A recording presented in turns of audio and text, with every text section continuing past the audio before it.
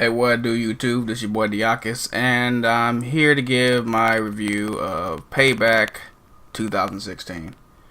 Overall, not a bad pay-per-view. I thought it was a pretty decent pay-per-view. There was a few questionable moments, but we'll get to that later. I'll give this pay-per-view an 8.3. Now, why 8.3? Let's just get into the matches then. The pre-show matches, we had two matches. We have Dolph Ziggler versus Baron Corbin. Yeah, it was an okay match. I mean, Dolph Ziggler, the veteran, going against Baron Corbin, the rookie. And pretty much the story behind this, well, the ending tells it all, pretty much. You showboat, and you're dominating, you're probably going to fucking lose. And what happened with Corbin? He lost via roll-up. Oh, jeez, I'm so tired of seeing the roll-up. I swear the roll-up is like the strongest finisher in the game. If the roll-up was a finisher in the game, it'd be like 99 to everything. Completely, it would be an auto win pretty much. I am really tired of seeing the roll-up. It was the way to win matches, but what happened to the Master Raw Cradle or the fucking, what's it called? The jackknife or whatever. Different pin variations. Just the fucking roll-up. A damn schoolboy. Are you fucking serious? But it does continue the feud between them, so... Well, it might continue the feud. Baron Corbin may move on to more people. I don't know. It should have been a street fight, to be honest with you, because they've been jumping the hell out of each other. I guess that's what's going to happen at Extreme Rules. Maybe a street fight between the two. That's the only plausible match, I would think. Maybe an Extreme Rules match. Next match is Ryback versus Kalisto. Ryback had me fucking dying laughing. He was mocking CM Punk. He was like mocking the fans, and I could have swore at one point during the match he was going for the GTS. It was a really, to me, this is a really good match. It was one of the sleepers of the night. Ryback really showed he has some ability. He's showing his athleticism. He's showing he really doesn't give a fuck. Which more wrestlers need to do. He really doesn't give a fuck. It just flashes his character. I know that guy is quite hilarious. He has to be. I mean, working for a company like that. But there was a lot of good high paced action. The backflip counter or whatever, and then the kick by Kalisto. It was just, there's a lot of good counters, a lot of good action, and I think what happened, Ryback tried to go for a splash, and Kalisto hit him with a Salida del Sol, and that was the end of the match. Decent match. Okay, so the show starts off. First match is the number one contenders match for the WWE Tag Team Championship. The Vaudevillains versus Enzo and Cass. The New Day comes out, says some ridiculous shit. I think they made a reference to that Yo Gotti song, Down the DM. They have popcorn, and they're making reference to Beyonce's album / was it movie or video? I don't know. Lemonade. That was pretty hilarious.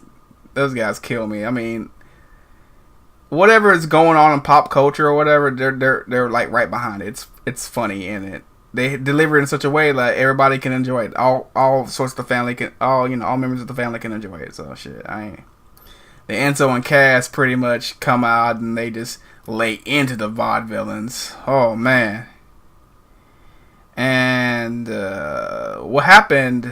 Not even 2 or 3 minutes into the match. Was it maybe 2 or 3 minutes into the match?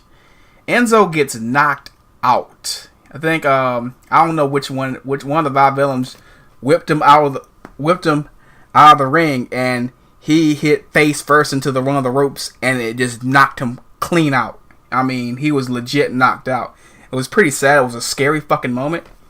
I think the fans were chanting Enzo in good spirit to will him back or whatever, but EMTs came out. It was a legitimately scary moment. I was scared for a moment, but they say all the tests came back negative. He has a concussion, so hopefully they'll be able to do something like have a rematch or something and try not to do that crazy ass spot again. Next match is Kevin Owens versus Sami Zayn. In my opinion, this has to be one of the matches for candidates for match of the year. This match had everything. They hit their spots. What is it? Sami Zayn hit that the I like to call it the insane DDT when he dives through the ropes and DDTs the crap out of Kevin Owens, and Kevin Owens hit the cannonball, the frog splash. Pretty good back and forth action. I thought they would just go up to their face and just start slugging each other out. Not even 10 seconds after I said that, they just started slugging each other out. I mean, it was great. It was a great match. A good finish too. I think Sami Zayn was going for the haluva kick, and Owens countered with a super kick right into the pop-up powerbomb. And I thought Sami was gonna. To be honest with you, I thought Sami was gonna win this match, but you can't win them all, I guess. So the crazy shit happens after Kevin wins his match. He calls Byron Saxton in the ring and asks to interview him. Then he decides on his own volition, since the Intercontinental Championship match is next, he decides, hey, why not? I'll join the commentary team. And you already know, fucking Owens on commentary is just fucking gold. It's hilarious as shit. He berates the announcers. He gets on them for, talking about Twitter and shit. It's great. It's good stuff. It's really good stuff. Speaking of the match, Cesaro versus The Miz for the Intercontinental Championship. Another good match. Miz held his own against Cesaro. I mean, Cesaro seemed to have the match won until Sami Zayn comes out and starts beating the living shit out of Owens. It was so funny. He came out of nowhere and started beating him up with the announce table and shit. It was good stuff. Then I guess Cesaro made the Miz tap with the crippler crossface, R.I.P. Benoit, but the ref was distracted with Sami Zayn and Kevin Owens trying to enter the ring, and guess what strikes again? Number one motherfucking thing I hate, other than the IWC, fucking roll up. God damn! If I wanted a roll up, I'd go to damn Kroger and get me a damn California roll or some bullshit. Or I'd go to the damn snack aisle and get a fruit roll up. I fucking hate roll ups. Ugh. But the cool thing about this roll up or whatever, it seems like Kevin Owens was standing tall at the end of the after the little mini brawl. So I guess it sets up a fatal 4-way match for the Intercontinental Championship at Extreme Rules. Which, hell yeah, I'm down for that ship. Why not? Why not have a damn fatal 4-way? I mean, usually when they have fatal 4-ways, remember the fatal 4-way they had for the number one contendership for the WWE World Heavyweight Championship? Really good match. So hell, why not have a damn fatal 4-way? Shit. Next is Jericho versus Dean Ambrose. It was a pretty good match. It was a lot of back and forth.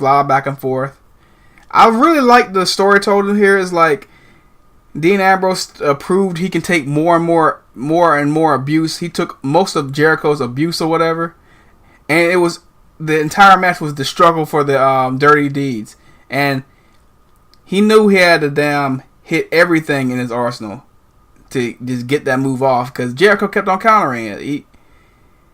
He kept on countering the dirty deeds or whatever it was, and Dean Ambrose just fought tooth and nail just to get that move off. I like the little struggle for he need him continuously, then just plant at him. It was hilarious. Good stuff. Really good stuff. I have no idea what goes on after this. Are they gonna have a rematch, or I don't know if Jericho's doing anything with Fozzy, or he's touring, or yeah. Okay, this is another one of the damn cons I have. This next match, Natty versus Charlotte. Oh my god, really? A fucking screw job? Who the fuck thought this was a great idea? I should deduct more points from my damn score. I really should. I don't know who thought. Why do they keep on rehashing the screw job angle? It's done. It's over. They did it in WWE. Well, of course they did it in WWE. They did it in TNA with an angle screw job. They did it with who? Who was it? I can't remember. I'm just tired of seeing this fucking angle. Come up with something original. But I guess having both of the flares and the sharpshooter was pretty cool, but that don't even deserve a 4 out of 10. It's a 0 out of 10. Horrible. That match. If that was a Dieakas match segment, that the match was great. The match was, don't get me wrong, the match was good. I liked the match. That ending was horrible. That ending gets a negative 20 million because the next segment was Vince McMahon coming out to announce who is going to run Monday Night Raw. He goes until like all of the evolution of Raw. The crowd starts chanting CM Punk, which makes no fucking sense.